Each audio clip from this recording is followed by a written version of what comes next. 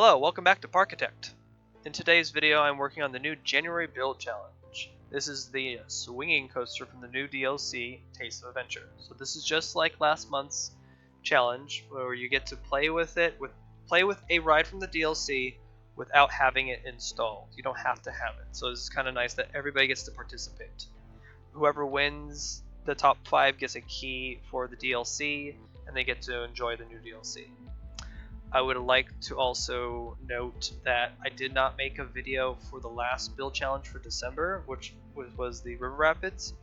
I had some unfortunate circumstance with the audio and recording of the video, and so I couldn't get it out, and I felt like I was pressuring myself on doing it, and I don't want to just make crappy content, and so I'm trying to get the hang of making these videos still. So hang in there with me. I'm glad you all have subscribed to this channel. It's really nice. So I'm going to try to get these more ironed out as the weeks go on. So as I ramble, I'm already finished with the layout of this coaster. Very, very simple layout. The cool element part of this ride is the new elevator.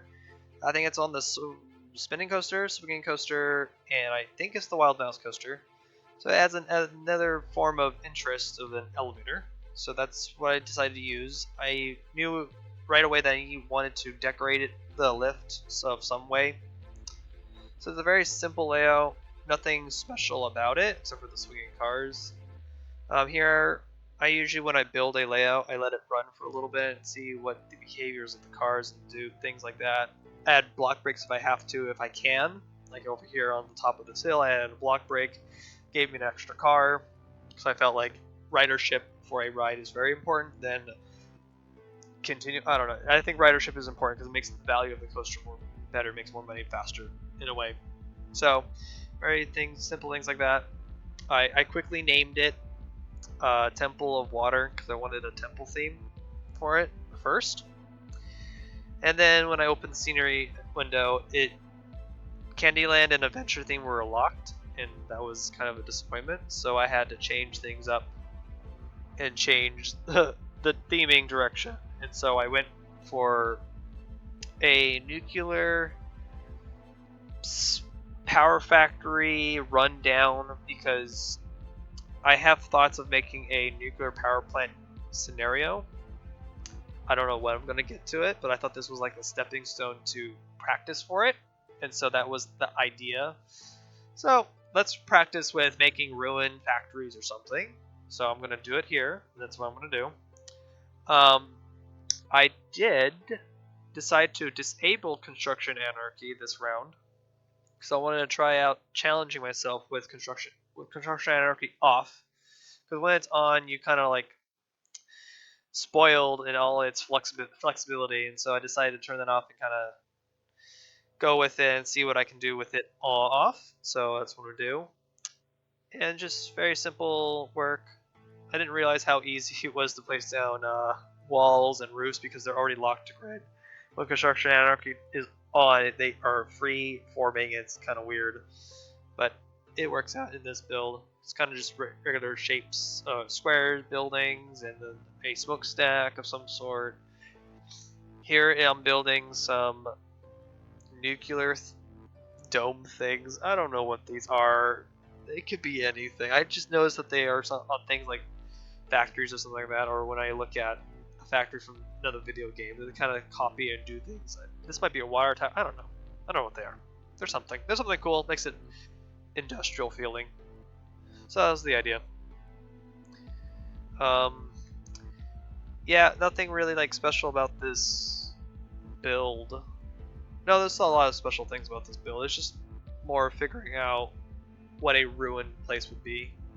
When you do like giant concrete slabs, like of a facility, it's good to do patches of grays to give it that worn look.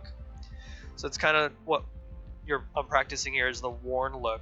When a game has no textures, especially Parkitect, there's no textures on most of its building stuff, except for like maybe the brick walls and some of the other wooden walls. Especially the Adventure theme has that as well. It has these textures, but that's the idea. Using colors to tell you that this is old and ruined. It's a nice technique to do that. So here I'm building Smokestack, kind of bouncing around from project to project, kind of getting the shape and the idea of what I want to do. Because there's no plan, not when I build. I don't plan things a lot, not unless it's like maybe a recreation, but not like in this case. So it kind of made patchy concrete, like it's been overgrown. It's been a while, this factory or whatever it is. And then gonna finish up with trees, dead trees. I put down too many trees at once, so you'll see that I will delete those. The scenery budget is really small. I think it's $2,500. So $2,500 was very small, so I knew I had to build the coaster quite short, but yet meet the excitement and intensity ratings that were required. So that was a bit of a challenge. I say that this build challenge was a little easier than the River Rapids. River Rapids was a little harder, and I never built the River Rapids like previously in like other games like RCT or Planet Coaster, and I didn't know where to go with it, so I wasn't necessarily happy with that build. But I did it. I mean, I don't want to skip a build challenge because I've done so many. I don't want to like just skip it because I don't like it. I want to still give my challenge. So I still get knowledge out of every build I do. So here's some of the building placement for the simple office building that will be the front of our wonderful ride. It's a very simple office building, squares and roofing edges, and then a giant glass window. Nothing like unique. It's just a very square building. Yeah, I didn't really make the nuclear power plant like as accurate as it should be.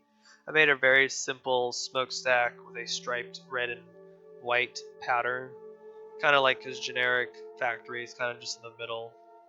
It's kind of your weenie in a way. So it's just not really that special. But I think the whole factory makes this ride interesting. Because I was looking at the other builds that were on for this challenge, and some of them were pretty cool. There's a castle one I think I saw. I saw some a coaster assembly factory. That was a cool one. So that might actually I'm going to steal that idea because I want to do maybe a scenario off of that or something. I don't know. I have so many scenario ideas. I have like 7 or 8 ideas ready lined up, and I just have to get to those projects. So over here, I'm planning on doing a small parking lot with 2 parked cars. So in the beginning, I wanted to make it separate from the guests, but I decided to open it up with the fence and kind of just like they can walk through it. I don't care really. I know it's not realistic, but guests don't have that scenery knowledge or obstruction knowledge where they will walk around an item. So I kind of just left it open, makes it realistic. It's a parking lot. Over in the back here is a shed where the cameras are, and so it's just kind of like, oh, the cameras just sit here to take the pictures for. It's just a very simple shed, nothing special either. It's realistic to cover up your block sections, kind of in a way. Yeah, so I kind of just made a very simple shed in the back.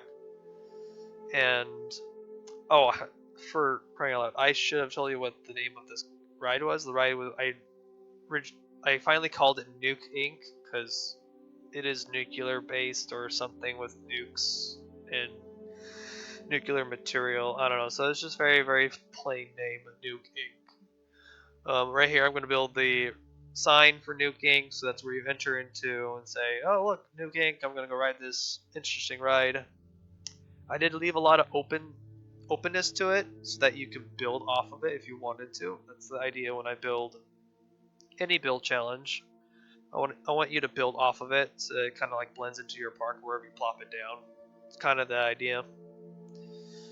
Quickly, I'm just going to put down the new signs. I love the new text that we got. It really makes building more unique now and special, and I really appreciate having those now. I have so many ideas with them. Also like making letters out of normal shapes too. I think that's also the fun way to go too. So just finishing up some details. budget was hard because it was small, so don't do a lot of trees when you do a budget. Sometimes I know trees are nice to look at, they look great, but trees really do kill your budget. Walls and shapes don't, things like that. This is the nuclear spill. Kind of wanted to give a like glowing effect at the bottom, kind of show that this is an old factory. It's kind of just uranium everywhere. Kind of very, I don't know, run down. Again, we were doing a run down feel.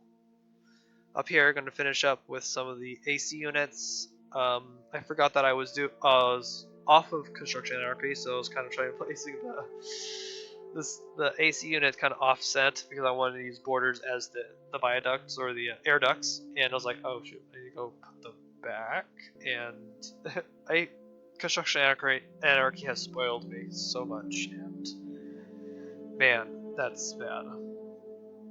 So it's just wrapping up, and you'll see a POV of the ride. You'll just see it run around, and this is my build challenge, Nuke Inc., the swinging coaster. Go find it on the workshop, vote for it. I'll see you guys in the next video. Bye.